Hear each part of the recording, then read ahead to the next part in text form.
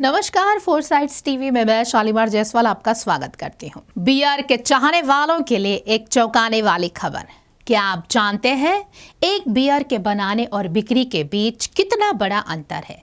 आइए जानते हैं एक खास रिपोर्ट। शायद आप यह जानकर चौंक जाएंगे कि 650 मिलीलीटर बियर बनाने में मात्र 22 रुपये खर्च आता है, जबकि ग्राहकों तक यह पहुंचते पहुंचते इसकी कीमत 140 रुपये से 160 रुपये तक हो जाती है। अब आप सोच रहे होंगे कि मात्र 22 रुपये की बियर 140 रुपये में कैसे हो जाती है। वास्तव में हर बोतल पर पर्याप्त मात्रा में टैक्स लगता है। राज्य सरकार को 99 रुपये का बड़ा हिस्सा मिलता है। शेष खुदरा विक्रेताओं के पास मार्जिन के रूप में जाता है।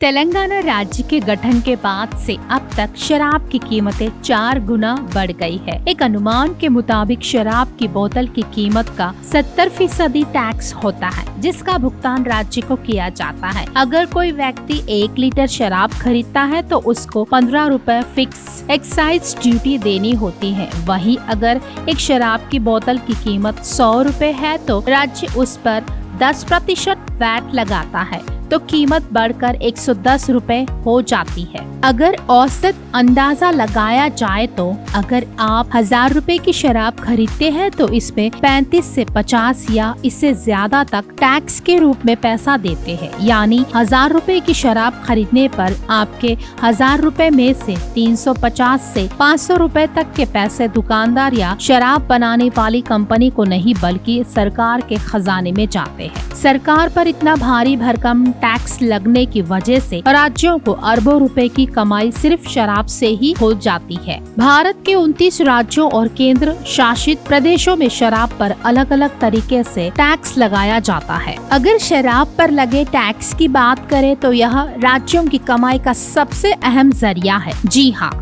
जब कोई व्यक्ति एक बोतल शराब खरीदता है तो उसमें आधे से ज्यादा पैसा टैक्स के रूप में सरकार के खजाने में चला जाता है। ऐसे में आज समझने की कोशिश करते हैं कि आखिर शराब पर कितना टैक्स लगता है और किस तरह से वसूला जाता है। साथ ही इसमें ज्यादा मुनाफा किसका होता है। वैसे तो देश में जीएसटी प्रणाली से टैक्स वसूला जाता है, लेकिन पेट्रोल डीजल की तरह शराब जीएसटी से बाहर है। इसीलिए राज्य सरकारें अपने हिसाब से शराब पर टैक्स लगाती है। आमतौर पर राज्य शराब बनाने और बेचने पर टैक्स लगाते हैं, जो एक्साइज ड्यूटी के नाम पर वसूला जाता है। कई राज्यों ने इसके लिए वैट की व्यवस्था की है। एक्साइज ड्यूटी के अलावा भी शराब पर special cess, transport fees, label और रजिस्ट्रेशन जैसे कई चार्ज लगाए गए हैं। यह व्यवस्था हर राज्य के लिए अलग है। जैसे अगर उत्तर प्रदेश की बात करें तो यह गाय के लिए अलग सेस लगाया जाता है, जबकि अन्य राज्यों में यह नहीं है। दरअसल शराब पर लगने वाले टैक्स को एक तरह से समझना मुश्किल है। एक तो सभी राज्य अलग अलग टैक्स लगाते हैं या व्यवस्था हर राज्य के लिए अलग है।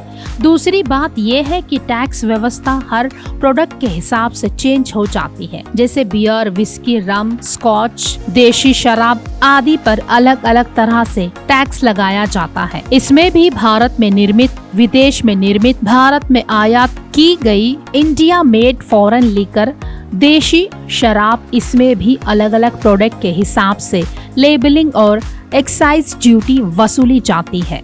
ऐसे में हर शराब पर हर राज्य में अलग टैक्स व्यवस्था है। आप यह सुनकर चौंक जाएंगे कि तेलंगाना सरकार ने पिछले 2 साल की शराब नीति में 54,000 करोड़ रुपए की कमाई की है। पिछले 2 वर्षों में शराब की बिक्री से 54,583 करोड़ रुपए, कर राजस्व में 38,200 करोड़ रुपए और अन्य 3,000 करोड़ रुपए आवेदन और लाइसेंस शुल्क के रूप में प्राप्त हुए।